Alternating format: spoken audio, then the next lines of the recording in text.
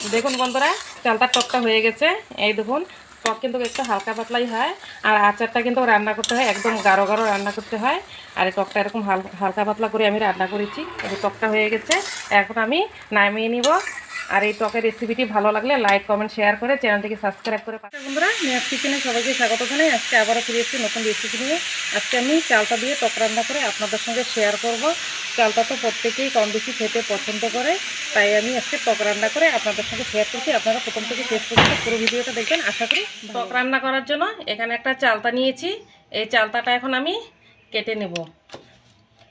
আর আপনারা তো চালতার আচার খেয়েছেন, অনেকেই কিন্তু টক খাননি, তাই আজকে আমি টক কীভাবে রান্না করতে হয় এই চালতাটা দিয়ে টক রান্না করে আপনাদের সঙ্গে শেয়ার করব। আপনারা প্রথম থেকে শেষ পর্যন্ত স্কিপ না করে পুরো ভিডিওটা দেখবেন।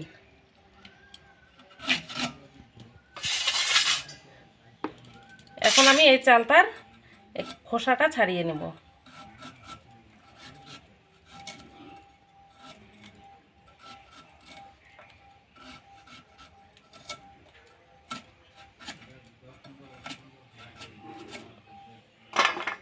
এইভাবে সবগুলো চালতা কেটে নেব।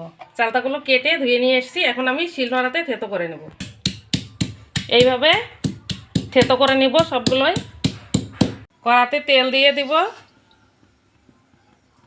তেলটা একটু গরম করে নিব। তেলটা গরম হয়ে গেছে, তেলে দিয়ে দিব একটা শুকনো লঙ্কা, তেজপাতা দিয়ে একটু নাড়াচাড়া করে লাল করে ভেজে নিব। একটু লাল করে ভেজে নিয়েছি, এখন দিয়ে দিব আমি এতে একটু গোটা সরিষে।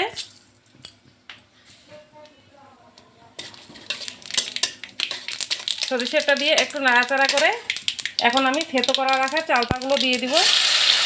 একটু নাড়াচাড়া করে আমি এতে দিয়ে দেব হলুদ গুঁড়ো, দিয়ে দেবো অল্প লবণ, দিয়ে আবার একটু নাড়াচাড়া করে নেব।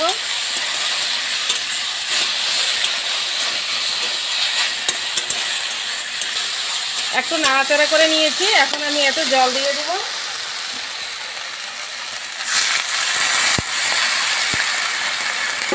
জল দিয়ে এখন একটু জাল করে নিব। জল দিয়ে চালতাটা জাল করে এভাবে সেদ্ধ করে নিয়েছি। এতে আমি এখন গুড় দিয়ে দিব। আমি গুড় দিয়ে করছি, আপনারা চিনি দিয়েও করতে পারেন। এতে কিন্তু একটু মিষ্টির ভাগটা কম লাগে। যেরকম আপনারা চালতার চাটনিতে যেভাবে দেন সেইভাবে মিষ্টির প্রয়োজন নাই। আর চাটনিতে যেগুলো জিনিস দিতে হয় আর টকে কিন্তু সেগুলো লাগে না। এইভাবে একটু ঝোল ঝোল হবে টকটা। আর এরকম এই টক খেতে কিন্তু খুবই ভালো লাগে। আপনারা একবার এইভাবে রান্না করে দেখবেন। একটু গলিয়ে নিব। দেখুন বন্ধুরা, চালতার টকটা হয়ে গেছে। এই দেখুন, টক কিন্তু একটু হালকা পাতলাই হয়, আর আচারটা কিন্তু রান্না করতে হয় একদম গাঢ় গাঢ় রান্না করতে হয়। আর এই টকটা এরকম হালকা পাতলা করে আমি রান্না করেছি। এই টকটা হয়ে গেছে, এখন আমি নামিয়ে নিব। আর এই টকের রেসিপিটি ভালো লাগলে লাইক কমেন্ট শেয়ার করে চ্যানেলটিকে সাবস্ক্রাইব করে পাশে থাকবেন।